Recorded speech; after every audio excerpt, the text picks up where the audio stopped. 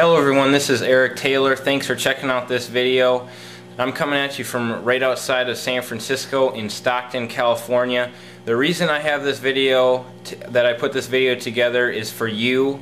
And the reason that this is for you is because as you as a consumer, I would like you to be educated on if you should pay off your house or not pay off your house. And I think that you definitely deserve to know the pros and cons on that. So with that said, first off, I want to just let you know these beautiful flowers here because my wife and me just had our first year anniversary on the 13th of this month of January, and our pet catfish, Kitty, right back there. We all want to welcome you. Callie wants to welcome you too. She's in the other room. So let's get this started. First off, yes, I do have something to sell to you. I hope that is totally okay with you. I want to be upfront with you, and I want, if it's not for you, that's great. But what I want to do is kind of be a consultant and let you know what's out there, what's on the market, and most importantly, should you or should you not pay off your mortgage. So here we go. Pro number one, emotional security. Now when I think of emotional security, I say I have a lot of money in the bank, my house is paid off, and everything is alright. I have a good job, and in this society that's not exactly realistic. But what is realistic is for you to be able to pay off your house and to know that if you do get laid off and maybe you don't have as much money in the bank, at least you can hold on to, you can find a new job. For myself, it's good because if I get injured or something, I'm very active. I love to play sports, snowboard, play basketball, stuff like that. And I have to take a couple weeks off work, I'm going to be okay because my mortgage is paid off. Pro number two, investing for the future. When you think of investing, I don't necessarily think of paying off my house as the greatest investment. You know, there's stocks, there's bonds, there's other real estate ventures and stuff like that. But if you do pay off your house and you do that quick at an accelerated point, you save a lot of money on interest, and then after that you actually can put more money towards investing for your future long run after. So that's definitely a pro, something to think about. Pro number three, retirement. It's an awesome thing to know that because you paid off your house, you don't have to worry about putting extra money towards your house once you're retired. And one of the things that the professionals say, I did some research on this online, they said that you definitely should not retire if you don't have at least 70% of your income after you're working. So if you pay off your house, your monthly expenses are going to go down, which would allow you to more realistically be financially free when you retire. Pro number four, reducing loan stresses. What that means is that a lot of people these days are very, well, just take it for this. The foreclosure market's going off the charts right now. People are going in left and right.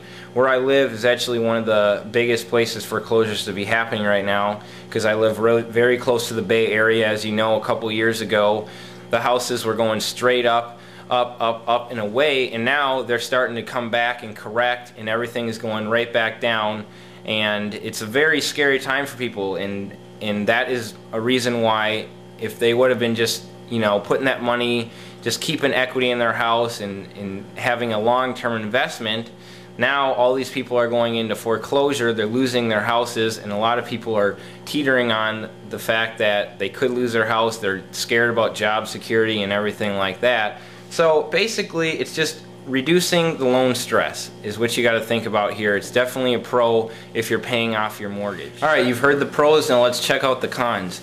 Now I do want to just point out to you, I'm going to try to be as non-biased as possible. I want to come off as a consultant here, and I want you to make your own decision. However, I just want to be upfront with you again and let you know that I do have an investment house, and I am actually going to be paying it off faster, as fast as I can, and it's actually calculated to pay off in less than 3 years on a 30-year mortgage. And so what I have to say is kind of a little bit biased because I know that these cons don't necessarily matter with the product that I have.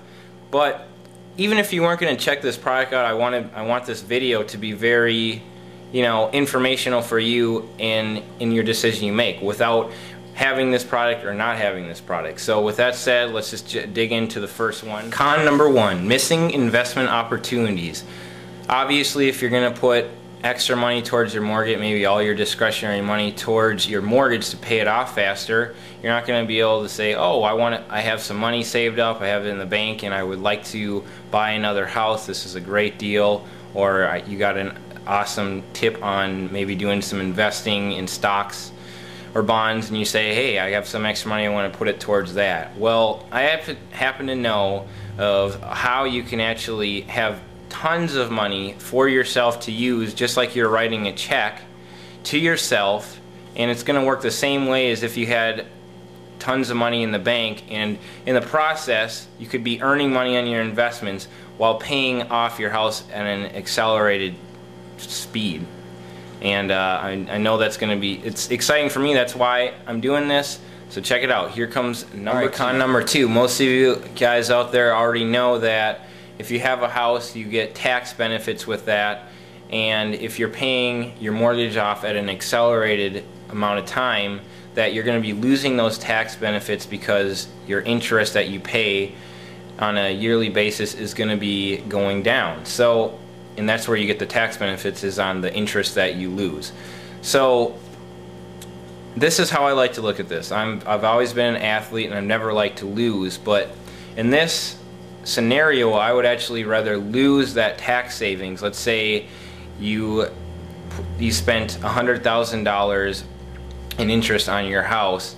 You're only going to be getting $30,000 back, and you're actually losing $70,000 because of the interest you could have paid off with that. So in this scenario, I'd rather win $70,000 and just let the tax benefits slide by. Con number 3, you might have a credit card with a higher interest rate that in most cases would be very much in your best interest to pay that off faster. Like, you'd want to make double payments towards your credit card that was at 21% than double payments on your mortgage, or not even double payments, but whatever it is, just any extra that you can put towards it to pay that credit card off, because in the long run it's better to pay that credit card off. Well, again, I have a little biased opinion here. With the program that I'm representing, it actually makes sense to pay off your house first, and in the process you will be paying off your credit cards or whatever high interest it is, and it's going to actually bring your credit card to a lower interest rate. So it's pretty amazing. It's not really like anything you've seen before. It's not like a 15-year mortgage. It's not paid double and you pay it off in half the time. It's nothing like that. I encourage you to check it out. Alright everyone, my 4th and final con is, what about the prepayment penalties? What if I pay my house off in 8 years and now I have to pay $50,000 for a prepayment cost, or whatever the fee is? Let me just give you this scenario. I know we went over the tax one, and you know how I usually hate to lose, but in this case I don't. In this right here, what you have to think about is $50,000. Let's say you have a $250,000 house that you bought, and by the time you're done with it, I don't know if you realize this or not, you're actually paying about double what you actually started with. So $500,000. So in interest, that's $250,000 in interest on top of your $250,000 house. Let's just say, worst case scenario, you had to pay $150,000 for your prepayment penalty. Would it be worth it to save, $100,000? In my case, it would.